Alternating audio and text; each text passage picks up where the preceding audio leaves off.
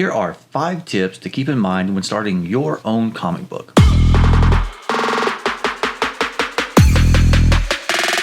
Tip 1 is stop making excuses. Just sit down and start putting in the work. If you're able to do 30 minutes a day, and that's it, at the end of the week, that's 3.5 hours you've put into it. That's more than enough time to have the plot figured out and maybe even thumbnails created. Same with drawing. If your job or family life makes it impossible to spend 8 solid hours drawing, 20 minutes here, 30 minutes there, an hour a day, by the end of the week, you'll probably have one finished drawing. And one drawing a week, that's pretty good. And if you're trying to do a comic book, a page a week, it's obviously very slow, but 1 page a week is better than 0. Tip 2, have passion for your story. And don't try to write a story you think will be popular or will make a great movie or similar to what is popular right now. Make a story that you want to read. When you're at a convention trying to sell your book, the people coming up to your table will know if you truly love the product you are trying to sell them or if you just think of it as a product.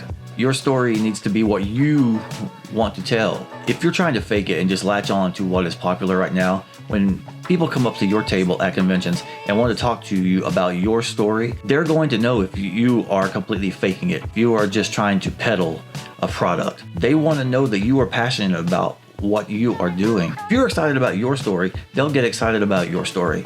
And then that's how you have fans. Tip number 3, do not compare your work to others. It's great if you look up to other artists and admire their style or their storytelling. And if you get inspired by them, that's the beauty of being an artist. You can draw from all of your inspirations, but don't get discouraged if your work does not look like your favorite artist or creators. We all have unique voices. We all have unique personalities, quirks. That's what makes us us. And your art style is your voice. That's the beauty of being an artist. You get to express yourself in a way that no one else can do. So when you're looking at whoever you admire as an artist, as a creator, as a writer, do not compare your work to theirs because that's what makes them them, and this is what makes you you. Tip number 4 is do not worry about expensive art supplies. You do not need them. I still use a mechanical pencil from 1987. It cost like 30 cents. It's almost 40 years old and it's still going strong. If you're creating a comic book, you can draw it on copy paper, use a ballpoint pen to ink it. It's all about creating the book you want with what you have. Now, if you want it to look like a Marvel or a DC book, you will have to have slightly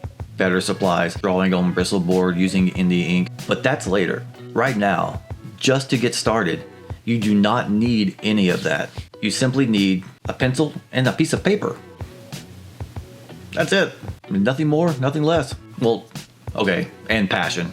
That really helps. And tip number 5 is do not give up. It takes a very long time to create a single issue of a comic book. My newest issue is only 16 pages long, and I spent over 400 hours on it. That's a lot of time for 16 pages. My source book, it's 28 pages of just encyclopedia data entries.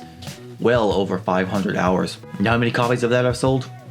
6. So in this video, I just wanted to give a few tips about things to keep in mind while creating your first issue. So next month, I'm going to be starting a series that shows how I actually create my books.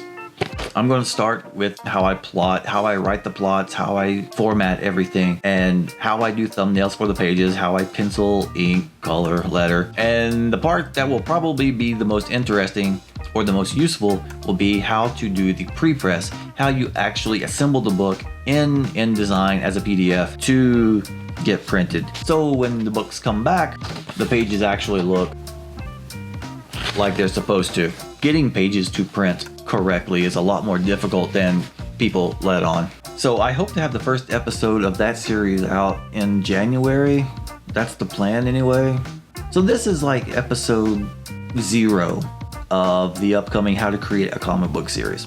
I wanted to get everyone kind of in the right mental space with these tips. Stop making excuses. You don't need supplies. Don't have to compare your work to others. Just get in the right mental space that what you are creating is exactly what you should be creating, and how you create it is exactly how it should look. Now, episode 1 of this upcoming series, I will go over how I plot, how I write a script, how I develop the characters, things like that. Episode 2 will go over how I pencil and ink, both traditionally and digitally, and how I format the pages for coloring. Episode 3 will go over the coloring and the lettering, and then episode 4 will go over the pre-press stuff. Pre-press is incredibly complicated and technical. Making sure your colors and letters and your book design all print exactly the way they look on screen is so much more complicated than you could ever imagine. But I will try to go over as much information as possible when we get there. Hopefully that will be in February. Thank you very much for watching. I hope these 5 tips will get you in the right mind state for when we start creating our book. So if you enjoyed this video or found it informative, hit the like button. And if you really liked it, subscribe and hit the bell notification. All right, thanks for watching.